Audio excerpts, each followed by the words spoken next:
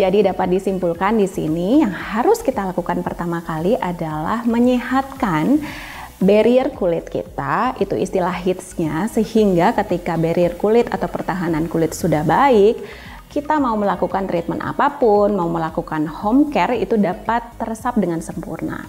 Yang kedua, lakukan terapi kombinasi untuk mengatasi permasalahan kulit. Dan yang ketiga, rutin menggunakan skincare di rumah sesuai anjuran.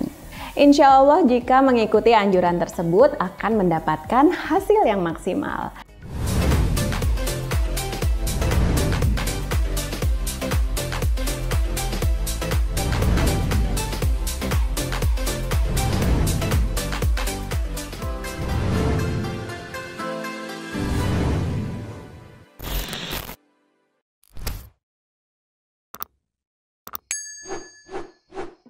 Kenapa udah rajin pakai skincare tapi ngerasa nggak efektif, apalagi kalau usia sudah di atas 40 tahun.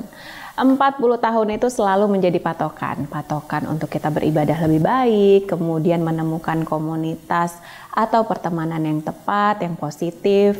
Usia 40 juga diharapkan kita juga lebih mapan, dan untuk urusan merawat tubuh, apalagi perskincarean, kita harus lebih waspada dan lebih rajin.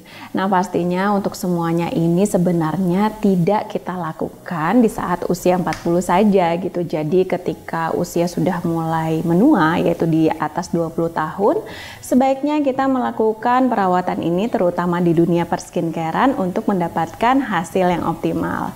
Selama 15 tahun saya praktek di dunia estetik, itu banyak sekali saya temukan pelanggan ataupun customer-customer yang rajin merawat kulit ataupun merawat kulit ketika lagi ada masalah saja. Jadi beda sekali. Ada yang tidak pernah melakukan perawatan di klinik, tapi dia sangat rajin melakukan perawatan dari krim pagi, krim siang, krim malam, sunscreen yang nggak tinggal. Itu hasilnya cukup bagus walaupun ia tidak melakukan perawatan on klinik. Namun tidak ada kata terlambat untuk semuanya. Jadi jika kita baru merawat wajah di saat usia 40-an atau 35-an dan menyatakan bahwa kok nggak efektif ya, aku kayaknya udah 3 bulan bolak-balik ke klinik pakai krim dari pagi sampai malam tapi hasilnya tuh nggak sempurna. Yang perlu kita sadari bahwa terjadinya masalah pada wajah seperti contohnya flek itu nggak didapat dalam sehari kemudian kita ada flek gitu. Jadi itu biasanya hasil akumulasi, misalnya kita sering panas-panasan, kemudian pemakaian sunscreennya nggak benar, nggak diulang lagi, hingga timbullah flek tersebut. Untuk proses penyembuhannya pun membutuhkan waktu yang tidak sebentar. Yang perlu kita ketahui terjadinya melasma tersebut atau masalah apapun di kulit wajah kita harus menyehatkan terlebih dahulu lapisan dalam kulit kita atau di dalam istilah dunia kedokterannya yaitu extracellular matrix dari sel kulit kita. Ketika sel-sel di dalam sudah menjadi sehat, maka mau kita lakukan apapun di atas permukaan kulit itu pastinya akan menjadi baik. Sekarang banyak sekali produk-produk skin booster yang kita sendiri itu bingung gitu, baiknya kita pilih yang mana ya gitu. Sebenarnya produk skin booster yang mana aja itu baik, tapi memang ada harga, ada kualitas pastinya. Namanya skin booster adalah booster, yaitu memicu atau memacu sel-sel baik di dalam kulit kita, di dalam tubuh kita untuk ia dapat berkembang lebih baik. Ibaratnya nih, ketika kita suntikan booster, maka sel-sel tubuh tersebut akan menumbuhkan sel-sel yang sehat dan mengembangkan kembali di permukaan kulit sehingga permukaan kulit akan menjadi baik, apalagi jika dikombinasi treatment dengan hal-hal yang disesuaikan dengan masalah kulit tersebut. Yang paling banyak ditanyakan sebenarnya produk apa sih dok itu namanya, karena kan banyak tuh skin booster yang lagi tren pada saat ini, yaitu ada Nucleophil, kemudian ada juga Profhilo.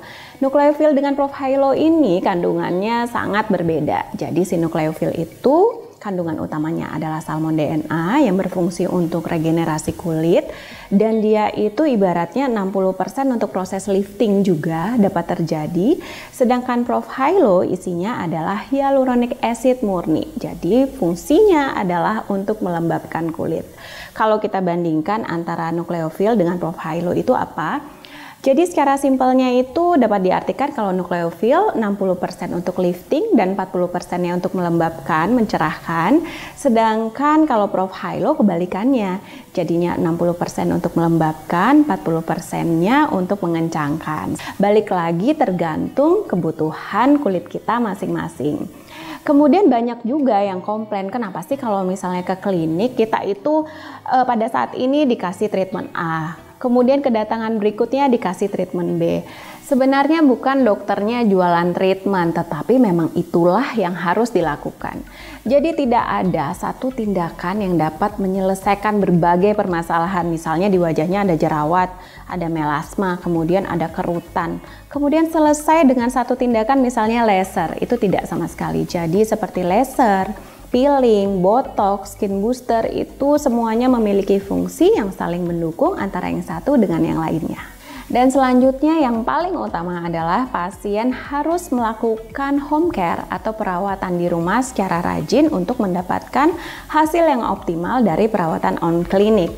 Jadi dapat disimpulkan di sini yang harus kita lakukan pertama kali adalah menyehatkan barrier kulit kita, itu istilah hitsnya, sehingga ketika barrier kulit atau pertahanan kulit sudah baik, kita mau melakukan treatment apapun, mau melakukan home care itu dapat teresap dengan sempurna.